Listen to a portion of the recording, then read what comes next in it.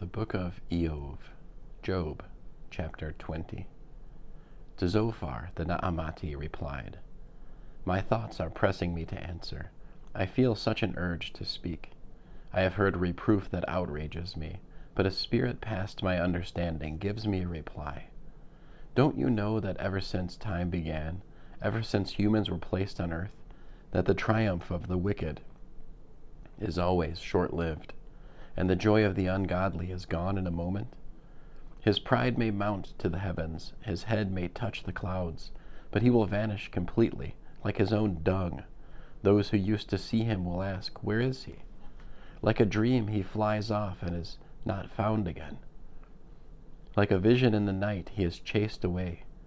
The eye which once saw him will see him no more. His place will not behold him again. His children will have to pay back the poor. His hands will restore their wealth. His bones may be filled with the vigor of his youth, but it will join him lying in the dust. Wickedness may taste sweet in his mouth. He may savor and roll it around on his tongue. He may linger over it and not let it go, but keep it there in his mouth. Yet in his stomach his food goes bad. It works inside him like snake venom. The wealth he swallows he vomits back up. God makes him disgorge it. He sucks the poison of asps. The viper's fangs will kill him. He will not enjoy the rivers, the streams flowing with honey and cream. He will have to give back what he toiled for. He won't get to swallow it down. To the degree that he acquired wealth, he won't get to enjoy it.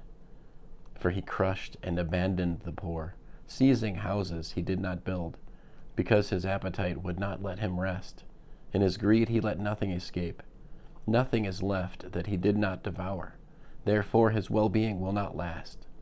With all needs satisfied, he will be in distress. The full force of misery will come over him. This is what will fill his belly. God will lay on him all his burning anger, and make it rain over him into his insides. If he flees from the weapon of iron, the bow of bronze will pierce him through. He pulls the arrow out of his back. The shining tip comes out of his innards, from his innards. Terrors come upon him. Total darkness is laid up for his treasures. A fire fanned by no one will consume him, and calamity awaits what is left in his tent. The heavens will reveal his guilt, and the earth will rise up against him. The income of his household will be carried off. His goods will flow away on the day of his wrath. This is God's reward for the wicked, the heritage God decrees for him." End of Job, chapter 20.